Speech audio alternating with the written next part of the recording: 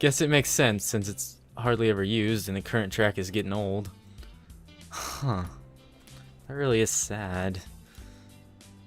Picking my dinner despondently, even though I don't live here anymore. Hearing that this village is starting to decline is just a little depressing. All my childhood memories were created here, every single precious moment of my youth. Going out for walks in the forest, catching cicadas in the summer with a net and an empty mayonnaise jar. My extravagant and slightly unrealistic plans to build a treehouse with Amu, which never managed to become a reality. And of course there was her, my best friend, Noelle. Noelle, she sounds like a swell girl. I played this game before. I know what's gonna happen. Hey, Attic Chad. God, it's been too long. Saki's voice, wry and quietly sarcastic as ever, comes through to me on the other voice of the other phone. The phone in my grandparents' home is fairly old and more of an antique than a fully functional means of communication. It distorts her voice, just as ripples across the water can mirror a reflection. Even so, I recognize it. How could I not?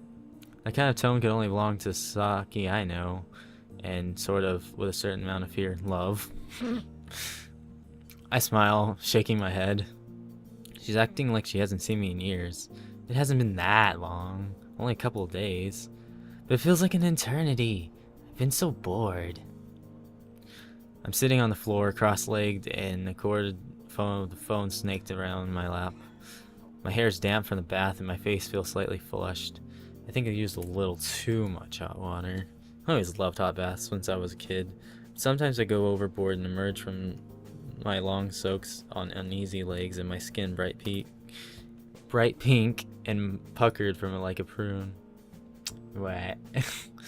I yawn, holding one hand against my mouth, and shift slightly, bouncing the phone against my shoulder and the crook of my neck. How can you be bored? You have all those brothers and sisters to look after, don't you? Don't remind me. I only just got all of them off to bed. It's so unfair.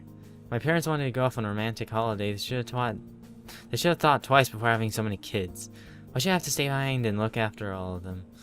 It's just because I'm the oldest? But you wouldn't have wanted to go on the holiday with them either, would you? With my parents? Of course not. I'd rather die. Did you know that they've gone to Okinawa? Who wants to go to Okinawa? I went there on a school trip a few years ago, and it's a complete tourist trap. Tourist trap. Tacky merchandise everywhere, and it's also bright and noisy. Not to mention the weather. Saki has a very pale complexion, which she guards jealously. She always slathers on sunscreen inches thick whenever so much as a single glint of sunshine can be seen peeking out from behind the cloud. Then I don't know why you're so unhappy. If you didn't want to go with them in the first place, then there's no problem, right? It's the principle of the thing, that's that. That's all. I'm hurt. They didn't even invite me. Because they knew you wouldn't want to go. But I still would have liked the invitation. It would at least made given the vague illusion my company is on high demand this holiday. What about Miho and Yuna? Yuna went to stay with her big sister for a few days, and Miho is out camping with her parents. Saki sighs. This is so pathetic. I'm the only one who doesn't have anything to do, not a single thing. But taking care of your siblings is a noble job. Yeah, noble. Saki laughs dryly without any trace of humor. If you think watching reruns of Heidi for hours on end is noble, then sure. I kinda liked Heidi.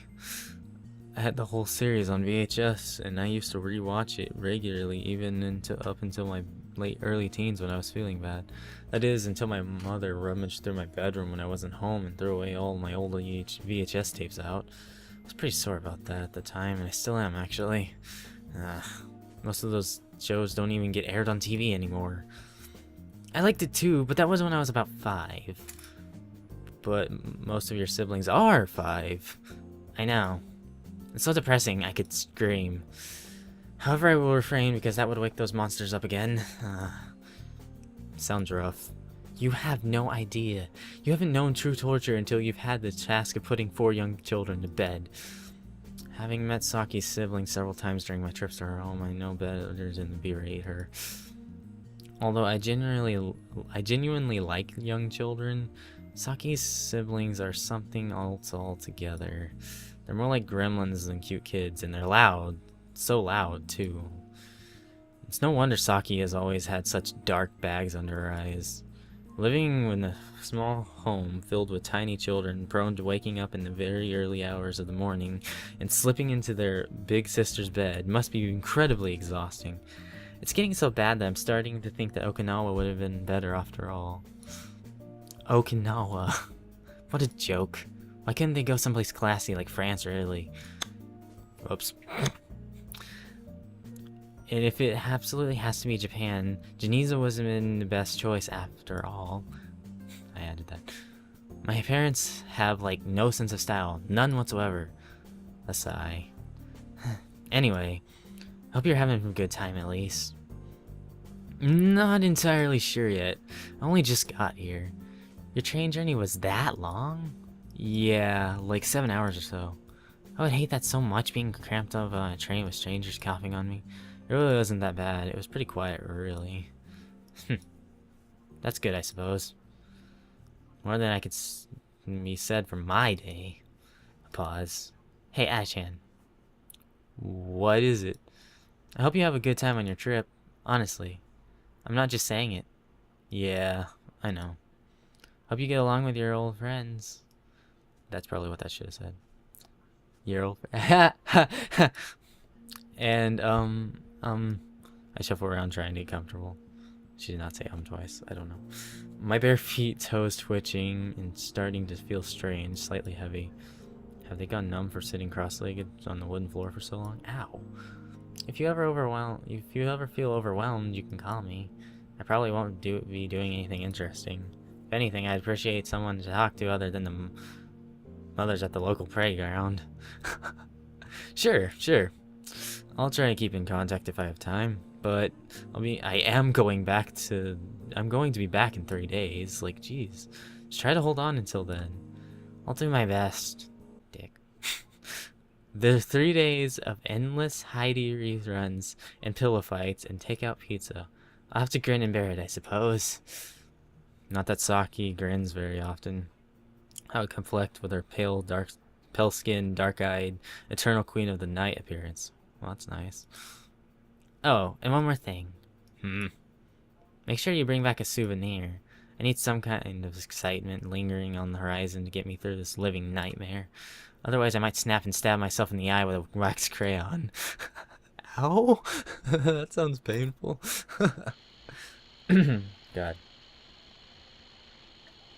Those crickets.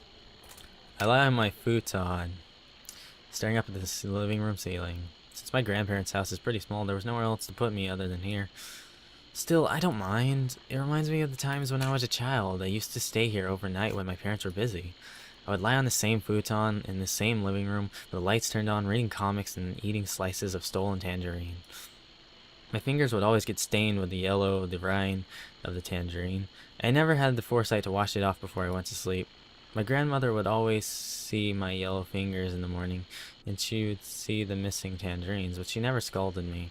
Instead, she asked in an overly theatrical tone of surprise, "Where have the tangerines gone?" And I'd say, "I don't know, maybe it was a bear." Boy, they were really fun times, but I'm not 10 anymore. I'm getting older and too big for this futon now. And the tips of my toes are poking out from underneath the sheets. I sleep on a futon and my feet like hang off like 5 inches. It's annoying. I close my eyes and curl up into a ball, listening to the sounds of cicadas outside.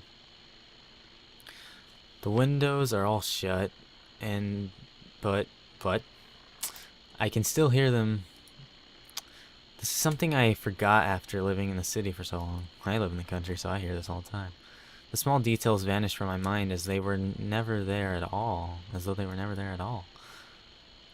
No matter where you live, there's always background noise. In the city, it's cars and drunken arguments at 2 a.m. outside your apartment. That sounds wonderful. The countryside, it's cicadas. Cicadas in the wind. I snuggle under my blanket. For some reason I feel cold, and not just my toes. All of me, my whole body. I shiver. Maybe it isn't the weather. Maybe it's my mind.